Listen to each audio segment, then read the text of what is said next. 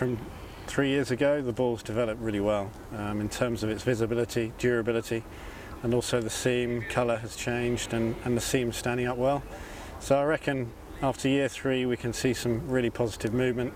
Having talked to the players, they love it, they can see the ball really well. Getting used to the format and the timings of the day is an issue for them, but I think we need to conduct more experiments, not just here but around the world. Really enjoyed it. Yeah, I was a little bit sceptical as to whether first class cricket can be played in these conditions, i.e. from sunlight through twilight and then into the night time, but it worked perfectly well, and the pitch was excellent despite the low scores, and there was no problem seeing the ball. I didn't feel that there was no dew factor in the evening. Conditions were excellent for good cricket. Yeah, it's been interesting actually. I think the concept of playing under lights in countries abroad where they struggle to get crowds is a good one, and I can see it working. I'm not convinced the pink ball is quite. It is what it is, the pink ball. It's a bit like the white ball still. It's not really the red ball. If that's a problem or not, it depends on how people view it. I suppose it produced good cricket, it was exciting to watch, it still swung around a little bit and it still seems. So I suppose it's the development of that pink ball is part of the process, as well as I think the thing is the concept is a good one.